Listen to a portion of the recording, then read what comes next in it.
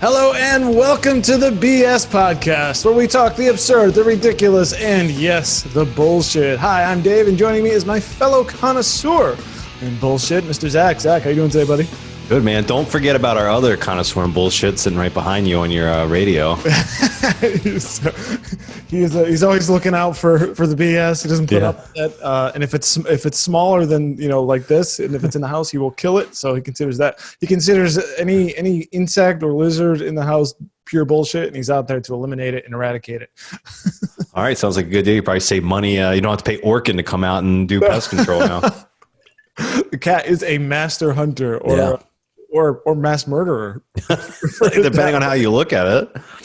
Now, the one thing he doesn't do, Zach, that we do here is not only do we talk the BS and get into the BS, we also rank the BS courtesy of our BS-ometer.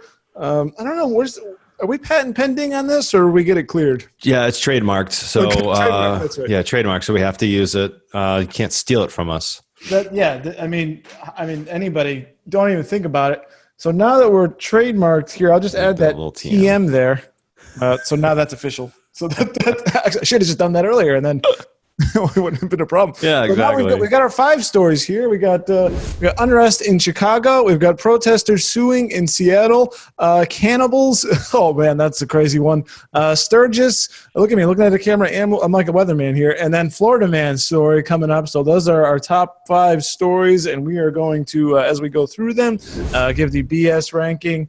And then I realize I don't have a total column there. Still have to do that. I am really not good at this, am I? So we're going to tally up our rankings, and then we are counting down the top 5 BS items. Before we do that, Zach, what do you have? Let's drill down into hyper local BS. What's going on in your sphere, buddy?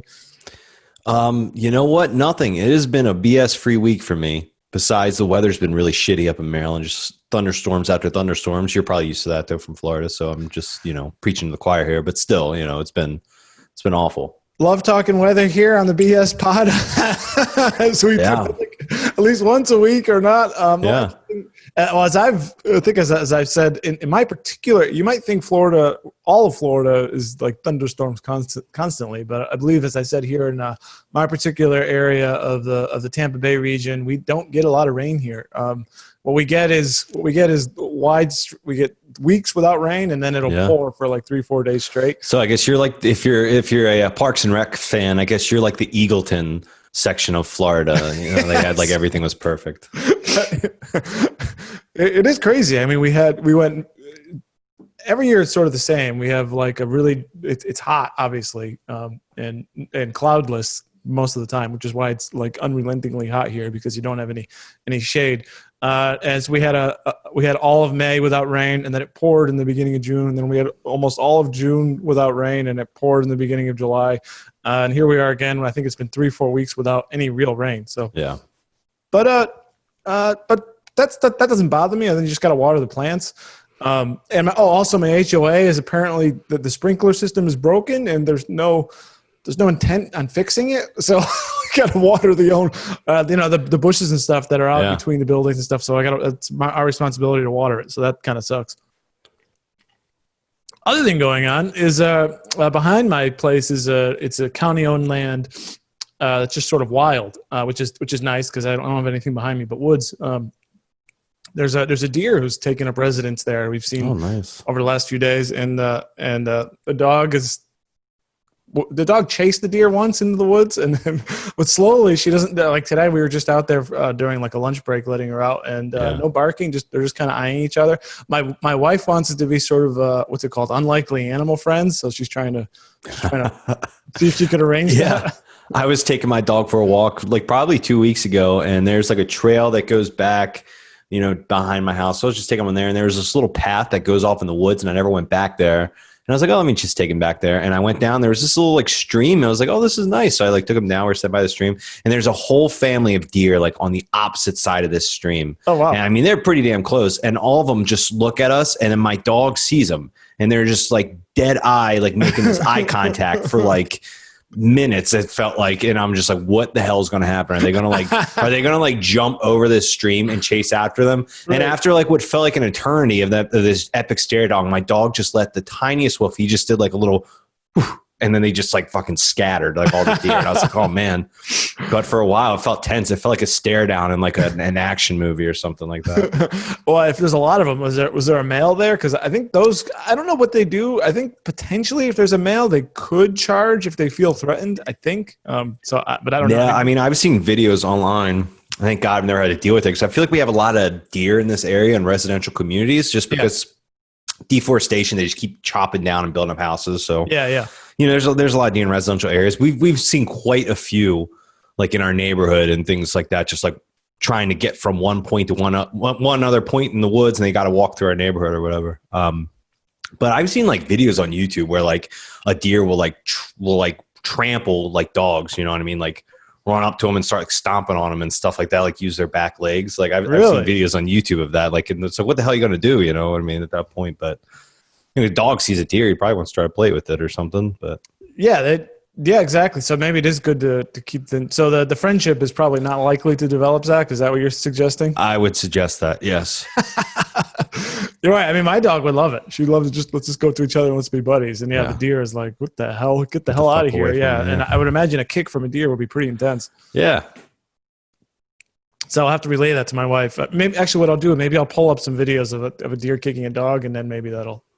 Yeah. I'll send it to you after this if I can find it. Okay, please do. All right, so are you ready to get into our stories? I'm always ready. All right, Zach, story number 1, as we previewed with our trademarked BS-ometer, we've got looting, rioting in Chicago. Just like, what do we call what's been going on here for the last 3 months? I thought things were calming down, Anarchy? Zach. Yeah, so did I. And then everything went to shit over the weekend in Chicago. You know, we got a picture. One of our editors here at Informed American, he lives in Chicago, works remote, and he actually was sending us pictures of the bridges, like all up. They like raised all the bridges to stop everyone from getting to downtown. Yeah, crazy. Throw that up. And he's down. He said he was woken up at like 1 in the morning, or it was ongoing overnight, right? Yeah. I mean, terrible. Yeah, it was nuts. And the raising the bridges is very reminiscent of Batman. Oh yeah, 100%. That's what I thought about. Like that scene in the last one that Christopher Nolan made, where like all the bridges are blowing up and stuff. Dark Knight Rises, I believe it is. Yeah. Now, I mean, this is. Now, of course, this is nothing to do with George Floyd at this point, right? I mean, I don't mean to laugh, but I mean, what do you say to? I mean, we're way past this stuff now. Something has gone on, as we'll get to. It's just waiting. I think certain bad actors are just waiting for any opportunity that could possibly present itself. What happened here in Chicago was, now this comes from WINK News. It says, looting, rioting reported in Chicago after officers shoot suspect. Okay. Officers shot and wounded a suspect who was firing at them in Chicago's Englewood neighborhood Sunday afternoon.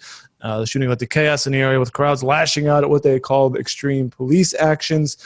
Officers gave another story saying misinformation sparked the widespread outrage that ended with citizens and officers injured and a sense of distrust in the community.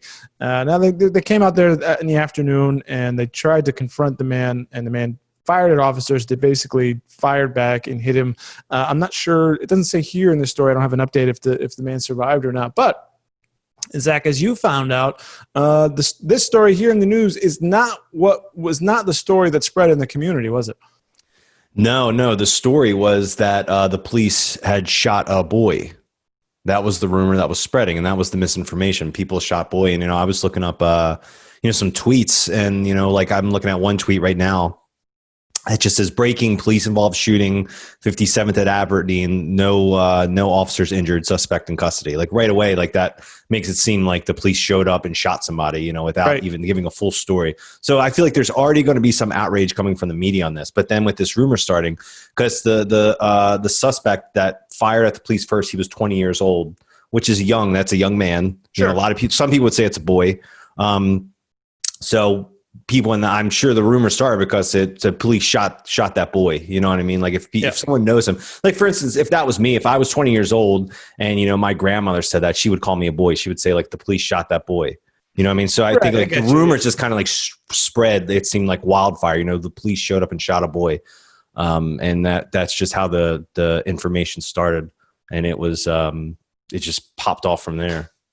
And we got a story here from the same one. It says this one comes from an activist said, quote, I watched a police officer grab a young man, pull him in with his shirt and beat him up and kick him in the face. I watched the police whip another young man, throw him in the back of the car and drive off with him. I mean, I don't know if that's true or not, but that doesn't seem, if that happened, that seems unrelated to what the initial thing that sparked it, which is the thing I want to say, and I want to draw a really, really clear line here, Zach, and you can agree or disagree, but you know, we don't want, you know, police violence or anything like that, or certainly you know, shooting people. But if somebody has a gun, if a suspect has a gun and they fire it, even if they don't fire, if they don't immediately put it down, I mean, in my opinion, I think kind of all bets are off here. I mean, where do you stand on that? Unarmed versus armed?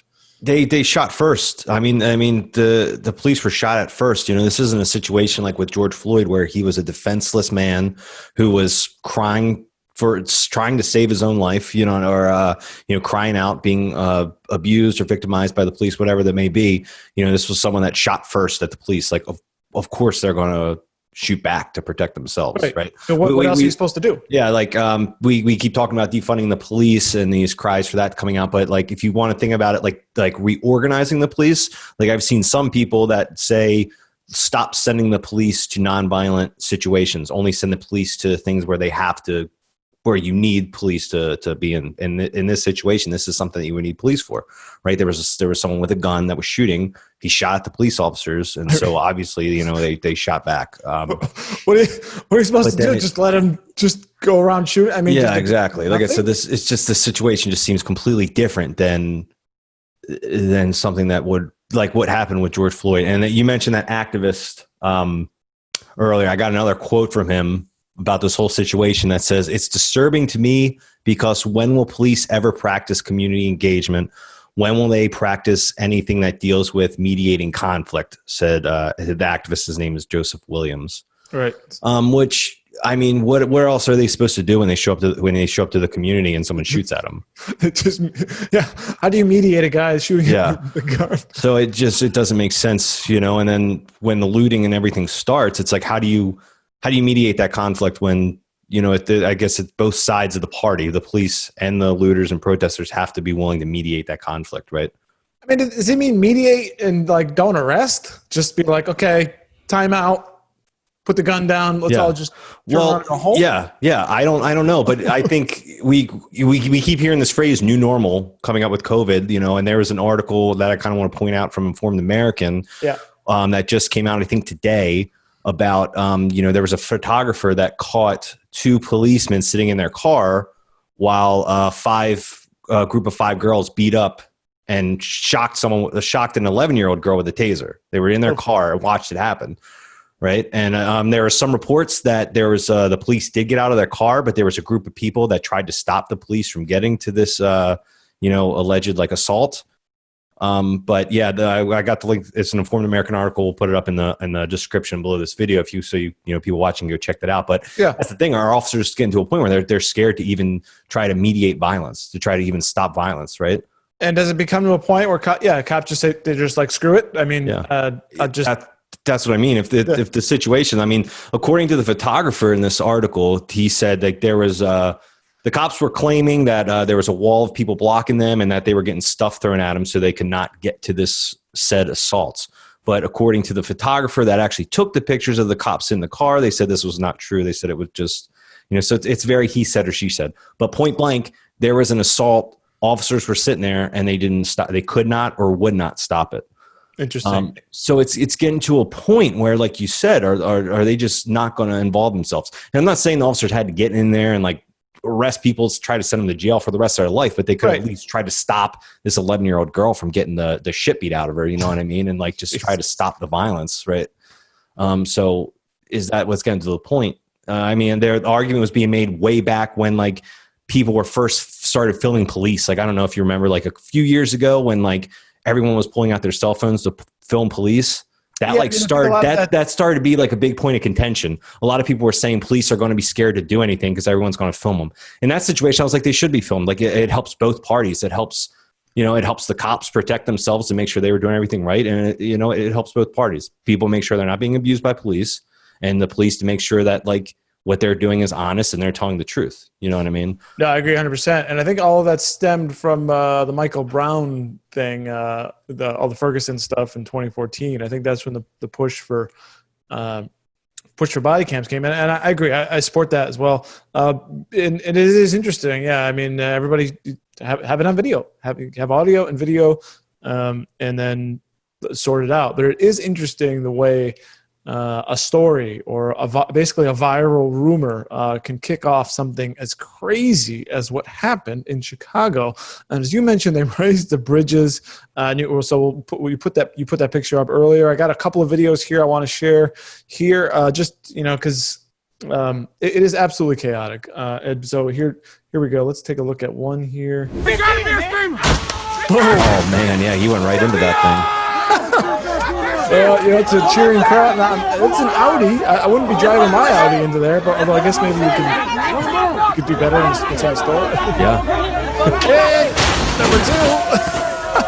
That must be some strong glass too. I mean, he's really ramming that fucker. Yeah, he's nailing that thing, and I mean, just cheering crowds just can't wait to get in there. And look, there's people wearing masks. Oh, that's good. Well, you got to protect yourself from COVID. Jeez. So they got into there. Now, this was what they call Magnificent Mile, I believe it's called. And now I guess what that is you get high class, like Gucci, stores like that, in the nicest area in Chicago. And of course, you get this car ramming through. And I've got one more here. Let's take a look at this. This is the aftermath, Zach. This is pretty good. All right, here's some news footage here, Zach, from the aftermath. Now this doesn't look like it's in the Magnificent Mile. This looks like some kind of a mall. Yeah, Best Buy parking lot, Mod Pizza. How did all that shit get from like the stores to that far out in the ground? Like there's shit in the middle of the parking lot. Yeah, I don't know if it's like they bust. Looks like a bomb went off. I know. Do they just bust? I think they just. This is like what I imagine, like when like the zombie apocalypse happens. What like parking lots are going to look? Because you don't see anybody. It's just it's just trash. You don't even see people cleaning up or anything. I mean, it's just there's one person. The guy riding a bike, just taking his morning. He's going to see what's left. I can get a hold of. I mean, damn. Unbelievable the damage. Yeah, look at how far that shit went out. Like I mean, basically, look at the next block. Any store in Chicago. It is a war zone. I mean, there's more there. Maybe let's see what else we can get. I don't know. It's the morning though. You gotta be careful. So I don't know. I mean, just stuff. I mean, that's surprising. Yeah, unless people just grabbed whatever they could find and then they looked at it in the parking lot and said, "I don't want this," and left it on the ground. It's a shopping spree, basically. Yeah. And then. Here's a nice map here on the story here in the Daily Mail. Maybe I'll just scroll through here. If you can see the Chicago, they looted a Tesla store, and then there's sort of a map there where they went. Dior, Gucci, Best Buy. I think that's basically the one we saw. Nordstrom. Mm-hmm. I don't know what they got at McDonald's, but they went after that. Here's just more, and then in Louis Vuitton, there's another one there boarding up the windows. I mean, this is like Giorgio Armani. This is life now in major cities, and there's been. I wonder what your thought. Oh, CBD and kratom. So yeah, they got some weed, some kratom, some CBD, and there's a picture of the bridge going up. I mean, just absolute. I mean, mayhem, chaos, unbelievable mayhem. I'm actually surprised that things have been pretty quiet in Baltimore. I think at this point, from my city, people are fed up with it. Is that right? Yeah, just things have been quiet, which is probably after everything that happened, back in 2015, it just, things haven't been bad. Granted, I don't think we've had any issues with the local police, because again, after all the events of 2015, so I'm sure if there would have been some kind of spark of police violence, I'm sure we would have faced it again. But I think my big takeaway from all of this is how much like a rumor can start this gigantic situation, right?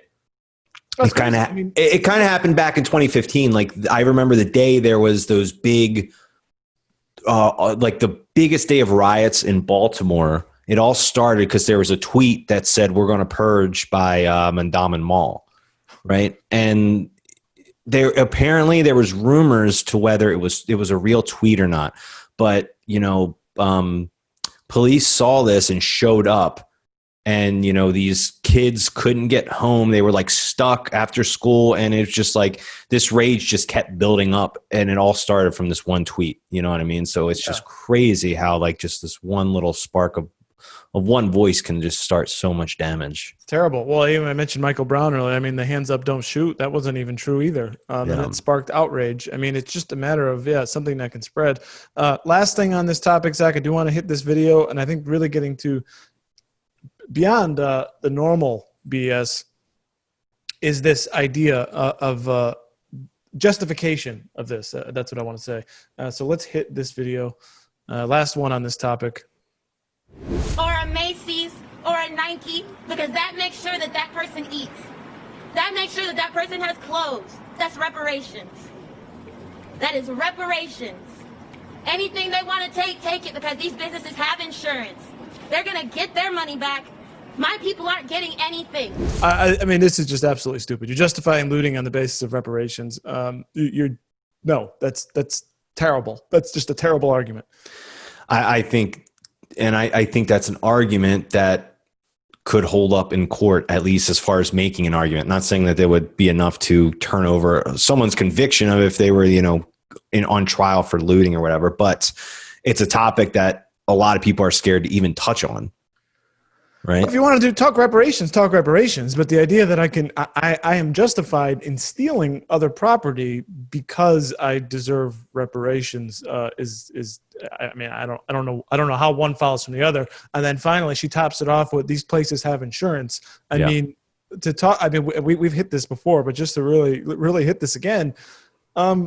There's insurance. Maybe there's insurance now, but maybe in a year or two, where there's no more businesses anymore because a business won't open in your neighborhood because they no longer can afford insurance or no longer can be afforded. It's going to go up. Look around and wonder, how come there's no businesses in my neighborhood? Because you told everyone to go rob it, and then it's okay because the places had insurance. I mean, use your brain a little bit here. Yeah. Yeah, you're right. Yeah, I mean, no, you're right. I was just saying that, like, that whole topic of like reparations, like whether you deserve them or not. Gotcha. Just saying that term, like a defense lawyer could take that term and just go run away with it in like a court of law. You know what I mean? And just make people feel racist if they say anything against. Oh that, yeah. You know what I mean? That's what I meant. Like her saying that can definitely help clear herself a little bit. Unbelievable. Now, we thought we would spend a number of minutes on this topic, and we did, because it's huge and crazy and absolutely full of BS. Do you want me to go ahead with the score, or do you want? I'm gonna go 8. Yeah, 8 for you. I got a 9 here, so that'll total to 17. Smart. I mean, high level BS, and also on multiple levels. Not saying that looting and rioting is ever justified, but it's even worse when it's on a false rumor, a false situation, and then the justification on top of it. All right, we want to hit our next story, Zach. This one's a little later and a little more humorous, and I want to say almost funny. It is pretty fucking funny. What'd you say? It is pretty fucking funny. I mean, all right. So this story comes out of Seattle. A story out of KIRO7. Protesters sue Seattle, claim they need expensive protective gear to safely protest.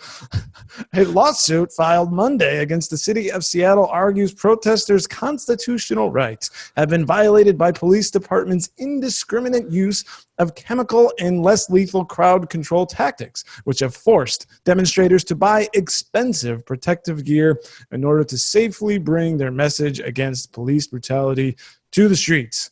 And it continues here. Individual protesters are subjected to SPD's unabated and indiscriminate violence must now purchase cost-prohibitive gear to withstand munitions, even when peacefully protesting as a condition to exercising their right of free speech, peaceful assembly. Zach, should the city of Seattle pay for protective equipment? No.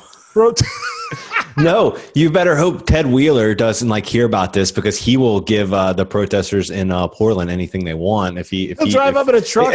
If the people in Portland hear about this, say, "Hey, let's sue Ted Wheeler." Yeah, exactly. He'll pull up in a truck. It's fun. I don't know why I think about I think about the Revolutionary War and how you would have militia with farmers with pitchforks and stuff fighting the British Army. Do you think if they would have went to the British Army and be like, "Hey guys, all we got is a pitchfork. We need a musket," and you think they would be like, "Here you go"? No, the police force will always have better weapons. So if you sue the police and they give in and you get police grade weapons, what do you think the police is going to do? They're going to go and get military grade weapons. They're not going to sit there and. I mean, it's the funniest thing. Oh, that's so great. Well, we send Ben Franklin to King George and we're like, it's not fair. We deserve better ammunition to fight you. Yeah. It just shows how stupidly litigious our society is. I mean, the audacity here and the fact that I know they say anyone can sue anyone. But, you're right. There are sympathetic ears to this. It's just unbelievable. Now, I think clearly, your take on this. If there was, this basically pretends that there is no violence going on in Seattle at all, and that it's not just and it is just like Portland. They got the same situation going on in Seattle. People go out, they protest, it's fine, and then at some point it starts getting nasty, and the cops say leave, and nobody leaves, and then it gets really bad, and the people with wearing black masks and all black go out there and start throwing shit at cops and lighting fires and stuff. And then, it's the same cycle. And they're pretending that stuff just does, the cops are just tear gassing them for no reason or something. Yeah. I saw one argument that was the whole goal of the whole reason you need a police department is to keep the peace and nothing else. And it's well, you see some police officers trying to keep the peace, and then they get attacked for it. Yeah. They try to do the one job that, people say is the only job they're supposed to be there to do. And, it's a lose-lose. I mean, it's so absurd. The notion here. Certainly, yeah, Ted Wheeler would have supported this. I just can't. God save us if this lawsuit goes anywhere. It's almost too stupid to believe, but that's where we are in the world. I don't have any more on this. I think we spent enough time on. I want to know who started it. I want to know if someone went to a lawyer, or if there are lawyers that were going around. God, what do they call them? Ambulance driver or followers. Yeah. What's the name of those lawyers that they say basically just follow ambulances? Ambulance chasers. I wonder if it was an ambulance chaser lawyer that just found a protester and said, "Hey, if you want to sue these people, I got an idea, a brainstorm going on," or if And then someone's just "Yeah, sure, let's do it." It's basically the Saul Goodman. Seattle. Yeah, exactly. That, right? Exactly. And there was a response here from the Seattle City Attorney's Office saying, "We'll look into these new claims. The relief that these plaintiffs seek is related to recent orders issued by Judge." So they're just going to file the case. It's basically nothing. It basically. But yeah, what they allege is a pay to protest. The city is engaging in a pay to protest racket. Unreal. I think your Revolutionary War analogy is spot on, Zach. Well done there. Think about Mel Gibson and the Patriot. I picture him run down the streets of Seattle with his pitchfork. Unreal. All right, so I'll give mine. I'll give this one a 7. It's really stupid, but it's high BS, but it's so dumb. I think it's not going to be super high on BS. Yeah, I'm going 7 as well. All right, so 7 and 7. Good drink. Yeah, it is. So we got 14. So currently in second place. It's almost too stupid to believe. Now Now let's talk story number 3. This thing is fascinating. Story here out of the Daily Mail, which is really, as we said before, we were preparing maybe our main source of news for the PS Pod. Yeah. We should call it the Daily Mail podcast.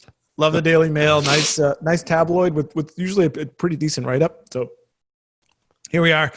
The New Guinea cannibals accused of killing and eating Michael Rockefeller. Photographer visits Indonesian people who gave up eating humans 30 years ago and converted to Christianity after disappearance of American heir in 1961. Zach, we got, as we talk through this, go ahead and throw up some of these pictures.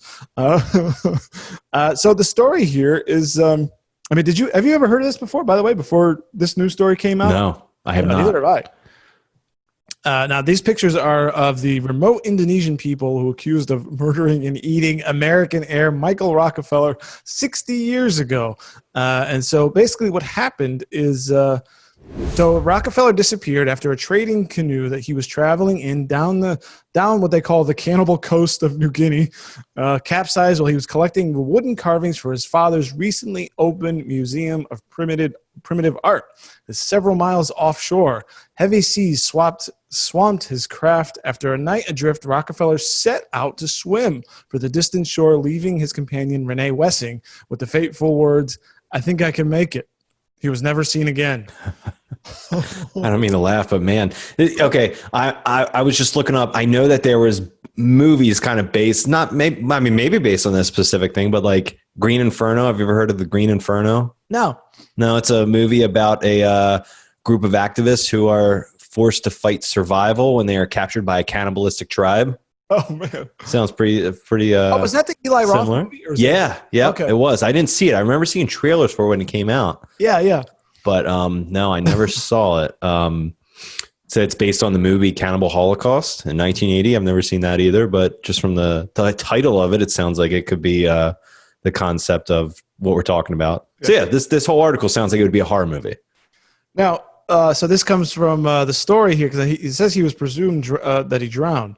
But there have long been questions of the official version of the events. There was a 2014 book by Carl Hoffman that says there was clear and abundant evidence that Rockefeller made it to the shore and was killed and ceremonially eaten by the Asmat tribesmen. Rockefeller had also been studying the Danny before he vanished, and the two closely linked tribes inhabit the same region of Indonesia. And so he went, this author took extensive research in the Netherlands as well as New Guinea, and he said that once Rockefeller made it to shore, the Asmats, a notoriously violent New Guinea tribe, tortured, beheaded, and ate Rockefeller in a ritualistic cannibal killing because the Dutch had killed 5 of their own elite Asmats. So what they're saying here, this is basically a revenge killing for someone who looked kind of like the guys, I guess like a white guy, right? A European. Yeah. A European resembling guy. Maybe he's one of the Dutch, and then they say, let's have a party and eat him. And they said they'll get strength from it too. I mean, well, yeah, that's fucking crazy. Yeah. Why else wouldn't you do it? It's like there are so many like crazy rituals you hear from like some of these remote indigenous tribes. Yeah. Right. Like there's some that like make you. I was watching one that's isn't cannibalism, but it's still pretty fucking crazy. Where they like a rite of passage is they take like this glove and they fill it with these ants. And these ants are supposed to have the most potent and powerful and hurtful sting of like any insect in the world. And like the rite of passage is that you have to put your hand inside of this glove and like let all these ants bite you for like a certain amount of time. And then you pull your hand out and you're like, okay, whatever. I'm a man now apparently. But it's like such random shit. It's like, where do you think of this from? And like, it says like they used to be cannibals until the Christians came and like on a mission. Like I don't see that mission going over well. I definitely see them showing up and be like, hey, have you heard about Jesus Christ? And then saying like, let's eat this motherfucker. You know what I mean? Like I wonder how many Christians got eaten before there was enough to convert them. Or I don't know, maybe like you eat them and you get strength. Maybe like someone ate one of the Christians and they had like the power of Jesus going after they ate him and they all became Christians after that. That's a hell of a theory. I think I just thought of that. I think that's what I'm sticking to it. That's how they converted. It sounds as good as any other. Yeah. So I guess they allowed this photographer to come in and take pictures of that. Now they don't eat anymore.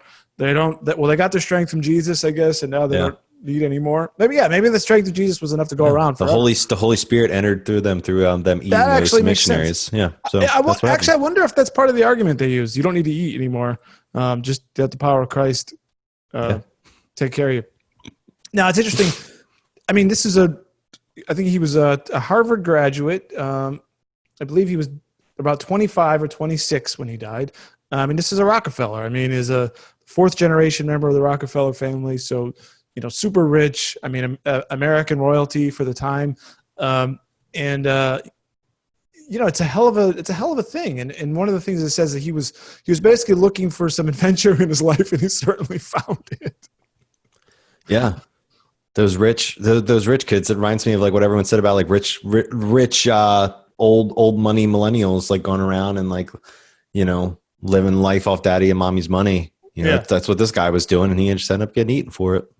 Yeah. I mean, so this was like an early COVID warning. He didn't know that it's safer to just be at home forever. Nothing bad will happen to you.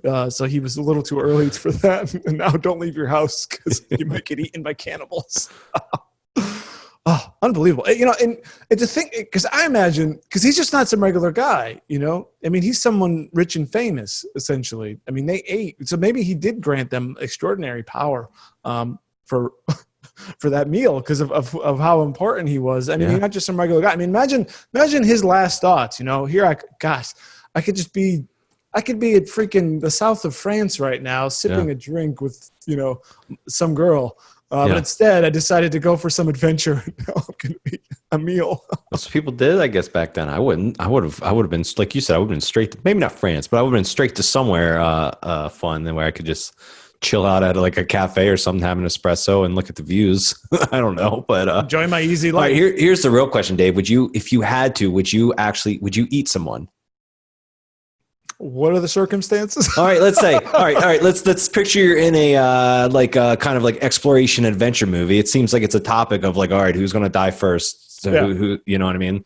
If you were in a situation and you were going on an expedition of Mount Everest or some shit, you and five other people got caught in a, I don't know, ice fucking thing, mountain snow slide, whatever. And would someone dies? Would you all eat him for survival? If I had to stay alive, yeah, I think I would.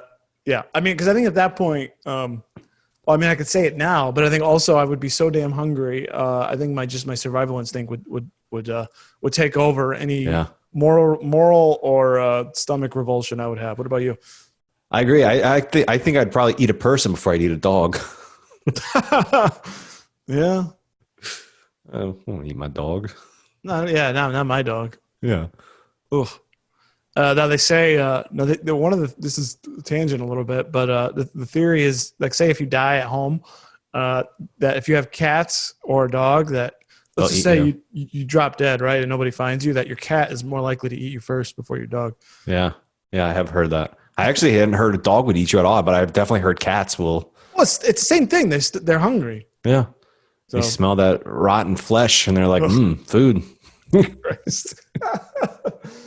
All right, so, I mean, do you have any more on this? No. I think we've literally fleshed this one out. Oh, good one. You like that? That was good. I mean, this isn't super BS. I mean, the BS is just getting eaten alive. That's BS alone. But I think it's lower, so I'll just give it a 5. What do you got? Fuck, I was going to go 5. I'm going to go 4. Give me a 4. Okay. You're always trying to, I don't want to tie you completely. Let's just go 4. All right. So that gives us a 9, and now we are in third place. Let's move on to story number 4. Another story from Daily Mail. ZZ Top tribute band plays to a packed house as bikers undaunted by COVID pack Sturgis bars and concerts without any masks or social distancing as 250,000 keep partying at the 10-day South Dakota festival. Zach, wow. It says, well, here there's been so far 12 crashes, 26 people arrested for DUI, plus 17 arrested for felony drug charges.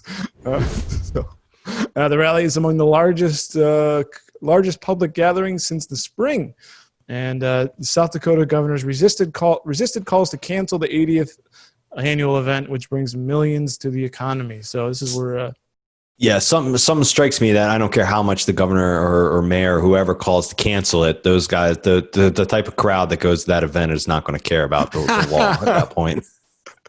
Sturgis is like I've never been there. I'm not a biker, but like I mean, everyone's heard of Sturgis. The biggest bike festival in the world. It's the most badass bikers in the entire country go there to let loose. It's almost like a biker's version of like Burning Man, right? Yeah, that big festival in the desert where just anything goes. You just go there and have fun. That's like their Sturgis. They've got I mean it's like I don't know, what do they call, like a swap meet or something, where I'm sure people buy and sell stuff. They go out, they party, they go up in their RVs, ride around, do whatever the heck they do, party, drink, listen to music, do drugs, drive drunk. So you're not a biker. What do you think of bikes? Are you? I want one so bad. Yeah. I want. Yeah, I do. I keep seeing ads on my Facebook pop up for like one of those Indian bikes. Okay. I think that's what they're called, Indian. I think they're called Indian bikes. And I want one so bad. My wife would kill me and my mom would kill me because of the danger. Yeah, my mom's uncle died on a motorcycle, so she's always like, "You're never going to be allowed to get a motorcycle." So they're not too safe. I mean, it also depends where you are. I think like where I live. I mean, the traffic here is crazy, and I mean, in other words, like if you're out somewhere in the country where you can go ride, I think it's probably safer than like say riding on a highway. In other words, where a simple mistake by a driver becomes your life. Yeah. It could be just a simple accident between cars could turn deadly. I'm not a rider. I don't have any problem with anybody with motorcycles. Although I do have to say I don't like the really super loud ones. To me, I find that a nuisance. I think it's just as annoying as people with loud stereos and stuff. Oh yeah, loud cars too. I mean, anything. It sounds like those low Hondas or whatever. You hear them. You can tell them. You can see them. You can see. You can hear the sound of those with your eyes. You see those cars. You know exactly what it's going to sound like. Yeah, exactly. So Facebook knows what you've been searching, obviously, and they expect. Which is weird because I've never looked up. I've always been in my mind, like when I see one, I'm like, I want a motorcycle. That'd be fun. But I've never actually I've never actively gone into like Google and typed up like, Harley Davidson prices, whatever. I've never done that before. So like, they obviously are listening to me or know what I'm thinking. Yeah, I know, right? It would have been better if you were searching. I've never gone to Google and typed in, Harley Davidson. I've never ever in my life actively done that. So they know, That's what I'm crazy. thinking. I mean, text messages. I mean, there's got to be something, right? Yeah. So maybe they're listening right now. Probably. Christ. We're going to see ads for like cannibal movies and interesting recipes for human flesh. Yeah. You did that. You did. Was it Butcher Box? Maybe that could be the new. They add a human. Yeah. Element to it. Okay. Let's move on, Zach. Yeah. To our final story. Let's hit up. You go first now on the scoring. 2. All right. So 2. I'm low on this one. What are you? Oh wow. Because I know I think you're a little more COVID fearful than me nationwide. I'm surprised. I'll tell you why. It's because the gatherings are happening across the entire country. Yeah. Between Disney World. Just wait till Labor Day. Just see how many people are going to be out Labor Day. We're going to have another Lake of the Ozarks situation. You know what I mean? People are gathered together and they're doing it anyway. So what's the BS here then? That this is just one more in a long line. Yeah, it's just one more. But it's gotten to a point in the United States where people are gathering regardless. If Disney World can stay open, then people can do Sturgis. You know what I mean? I'd say the only reason I gave it a 2 BS is because all the pictures I've seen, I haven't seen anyone wearing a face mask. I haven't seen anybody. So that was my BS. It looks like every single. I haven't seen a single one, and all of these pictures here in the Daily Mail, I don't think I saw a single person wearing. What number did you give? Sorry, I give it a 4. Grand total of 6. Because I don't say I want it to be canceled, and I've been right there with you on the gatherings around the country, and certainly we've been over the protest thing. I mean they say 250,000, so that's a ton. So I just don't know. So there is a worry there because I do feel like I've been optimistic and things. It does feel like we've turned a corner, And I know people were railing on Florida, Texas, Arizona, California, and it does look like that peak is over, and we could be heading into, as you said, into Labor Day. And I hope that this doesn't do it. So we'll see, I guess. Yeah. Although this contact tracing is also bullshit. They've got no way to know, and yeah, I don't know how. They don't do a very good job. And there's something like you could have, Zach. You haven't been tested yet, right? I'm not. So, and neither have I. And either one of us could very well have gotten COVID and were asymptomatic or something like that. And there's just no way of knowing, of actually finding the exact spot, unless you want to do the track me by my phone thing, I guess. And no one's really interested in doing that. No one is. I don't think I've seen I don't think I've seen one like praise for it. It's mainly negative. If it's not negative, it's indifferent. Yeah. I've seen people be indifferent, people be negative. I haven't seen anyone been like, yeah, contact tracing on my iPhone. I'm being tracked. This is great. Yeah, sweet. So that's all we had. And now let's hit our final story, Zach, from my neck of the woods, Florida man, story out of Tampa Bay Times. You now have coronavirus, man tells boy at Treasure Island restaurant. 47-year-old man is accused of grabbing a child wearing a mask at a restaurant, getting close to his face and telling him, you now have coronavirus. I hope he said it exactly like that, too. He was arrested on charges of simple battery and disorderly conduct. Basically, he approached a child who was at a table wearing a mask. I mean, just totally out of nowhere. According to arrest reports, the boy's age was not released by police. He said he asked the boy if he was wearing a mask, and the boy responded that he was. Of course he is. And then the man told him to take it off. When the boy refused, the guy grabbed his hand tightly, report said, and closed in on the boy's face and told him he had the virus. The victim that was in such close proximity that spit particles from his mouth landed on his face. He walked into the bar area where staff asked him to sit down because he appeared intoxicated and wasn't wearing shoes. And then the guy took a swing at a staff member that walked him outside and sat him on the ground until he got arrested. So the guy was drunk out of his mind, went up there, harassed the kid, scared the kid half to death, spit on his face, took a swing at a server or a bartender, and just a simple he was released on $650 bail, Zach. That's great. I hope that little kid gets tested, though.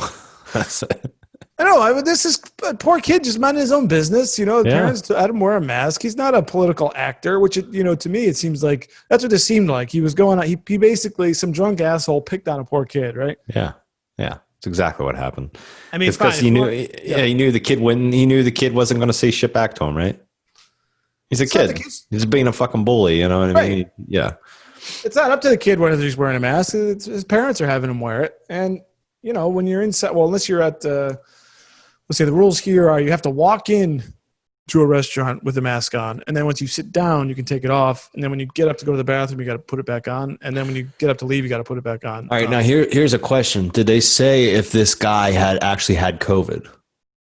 No, he said he told cops that he didn't know if he had it and he hadn't been tested. Okay. So I remember I was driving through Florida not too long ago, and I can remember seeing billboards of a lawyer every mile or two. Uh-huh. And I was talking to my sister-in-law, and she said people love to sue each other down here. That's why you see so many billboards for lawyers everywhere. Yeah. I wonder if this guy had COVID, if he actually gives it to this kid, if there's a lawsuit there waiting to happen for I would think so. Yeah, sure. I'm wondering what kind of lawsuit that would be. Are they going to try to get him for? Are they going to go as far to say attempted murder? Well, I don't know. I know that was. You know what I mean? Because in kids it could be fatal or some shit, and you gave him COVID, which could be fatal. Is that would people try to take that into an attempted murder charge or some shit? It's certainly plausible because I know certain states that was the case with HIV. If you had HIV and you slept with someone without disclosing it, that you could have been charged with attempted murder. Yeah.